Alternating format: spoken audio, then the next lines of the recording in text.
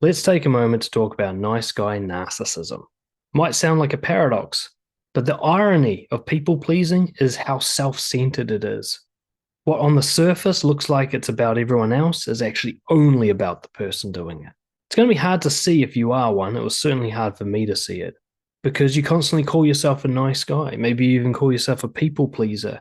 You're constantly patting yourself on the back about how good you are to other people compared to how others are to each other. You're always focused on being good to others, so it makes sense in your head that you're the good guy and that this is about other people and you're doing it for them. It's very easy to turn people pleasing behavior into a story about how you're altruistic and self sacrificing and, that you're just empathetic and caring and loving and compassionate. The idea that you're narcissistic, that this is all ego, this is all about your own needs being met, regardless of the harm you do to others, it doesn't even occur to you. Why would it? Everybody else is telling you how nice you are. You're never getting feedback that you're a bad person, so why would you even look in that box, right? Well, the reason you're getting such good feedback is because you are manipulating people into giving it to you.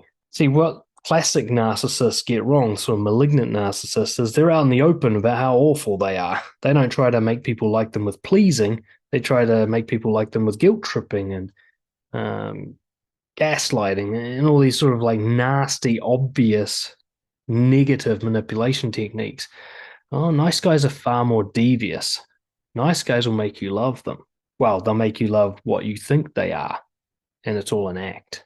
See, what you don't see when you're a nice guy narcissist is how manipulative you are and how every interaction you have, you are just gears turning and calculations and forecasting and anticipation.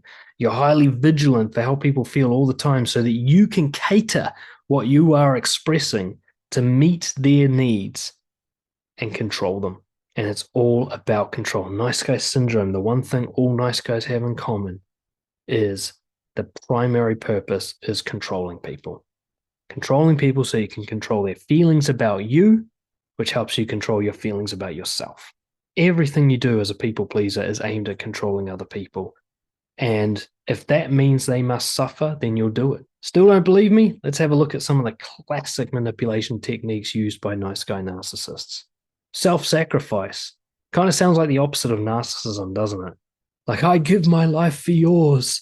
Like the ultimate heroic act. Except what it really does is it scores social points. So you're forcing people, using their psychology against them, into feeling that they owe you something, that you're a good person, because on the surface, it looks like you're suffering for other people's gain, and it's impossible for someone to hate you for that. Actually, you're not suffering at all. You enjoy this shit. It gets pity. So you're going for the weakest form of approval possible where someone feels sorry for you. You're constantly kind of subtly dropping hints about how much you suffer in your mission to help other people. You're not doing this quietly, are you? You're letting everyone know that this hurts. Causes guilt. Like I said, people feel like they owe you something. People feel like they're holding you back. People feel like they need to repair the damage they're doing, even though they never fucking asked for your help. And of course, it prevents intimacy. You still want to be a god living by yourself, and by sacrificing yourself for others, it creates a wall between the two of you. They owe you something. You're better than them. They're worse than you. They're the burden and you're the strong one. You can never connect when there's that imbalance. Humor and entertainment. This was my specialty as a nice guy narcissist. It makes people like you.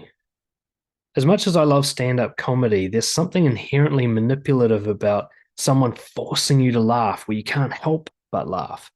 And some comedians talk about this, how they start to resent the audience because they can just basically push a button and make everyone laugh. They call it killing, They can just commit murder just anytime they want.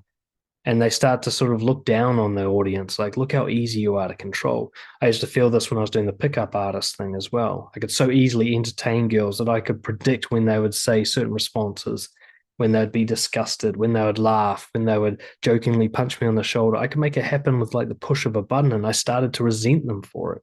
Being humorous and entertaining steals the spotlight. Maybe there's somebody else who would like to have the glory for once. Maybe there's somebody else who's got a funny joke or an interesting idea at the team meeting.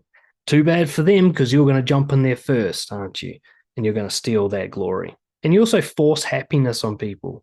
A lot of nice guys will die on the hill of believing that making other people happy is a good thing. But you see, when you make someone feel an emotion, you're preventing them from feeling other emotions. You cheer someone up when they're grieving, they don't get to process their grief properly. You make someone laugh when they're trying to be angry, they don't figure out what their boundaries are properly. Cheer someone up when they're sad, they don't process whatever kind of loss they were going through. You make someone feel better when they're frustrated, they don't get motivated enough to make a change. You're stealing helpful emotional processes away from people by forcing happiness on them for your own benefit, so that they feel good around you and they like you so that you can like yourself. That's not helpful. Counseling and supportiveness. There's nothing a nice guy narcissist loves more than to be a pseudo therapist. You come and dump your problems on him. He'll actually even pat himself on the back and call it self-sacrifice because, like, oh, he has to hear everybody else's problems and nobody will listen to him, as if he's not engineering the situation to create codependency. You know, I used to get so much guilt when I look back on this. I'd see the girls that I had dated, and they came to me as basically strong, independent women, and then they became needy, and suddenly they couldn't do anything without me. And it took me a long time to see that I was making that happen. I was making them need me by being so supportive that they actually got rusty and didn't know how to solve problems by themselves. It also means you're doing this impression management. You're constantly creating this reputation of being a good, helpful person. Now, it's an act, it's a forced behavior on your part, but you're making it so that people really just can't dislike you. They can't even measure you accurately because you just come with this golden reputation all the time. This extends to being helpful and available all the time. Again, it's very hard to think of yourself as a narcissist when you're always putting yourself out there for other people. It's like, narcissists don't do this, do they? Well, they do when it racks up social debt. They do when it creates even more codependence. They do when it's unsolicited advice aimed at making people more convenient to you rather than doing what's right for them. It prevents uncomfortable emotions that you can't be bothered dealing with. And you get disappointed if you don't get recognition and thanks. All of that sounds pretty fucking narcissistic to me. The thing that we can't see when we're a narcissistic nice guy is the victim hero story, which I've talked about in other podcasts and such. And that is that we are the main character of our story and we're actually superior to others because we're the victim, because we're self-sacrificing and we're the only good person and we're the most helpful and we're the one entertaining everyone and keeping everyone happy. It's a story like, I'm the hero, gives up everything for everybody else. So I'm actually the victim and the hero. I'm the underdog and the winner. I am just fucking amazing. And I get to complain about it. How good is that? See, true giving, generosity of spirit, altruism, there's no ego in it. Doesn't matter if people notice. Doesn't matter if they appreciate it. That's not relevant to somebody who's truly giving. You know, you do it to align with your core values rather than to get an outcome of approval from another person. So just doing it is rewarding. It doesn't matter how people react. Uncomfortable emotions are welcomed. Sometimes true giving means hurting someone's feelings. Sometimes true giving means provoking anger, outrage, disappointment, letting someone process some real shit so that they can improve in their life. You talk to people who are actually giving, who work in like rehabilitation services and stuff like that. They're not around making people happy ever. Making people happy doesn't help them grow. It doesn't improve them.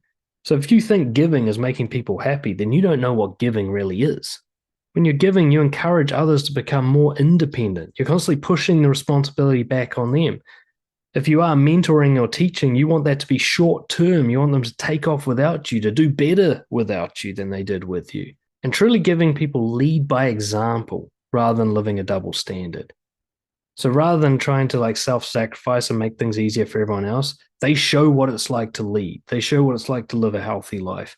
They let you copy them and get ideas from them rather than doing it for you. So if you'd like to stamp out the narcissism in your life so that you can become a truly generous and giving person without the nice guy yuck stuff attached to it, get in touch, dan@brojo.org, and we'll talk about how you can build your integrity.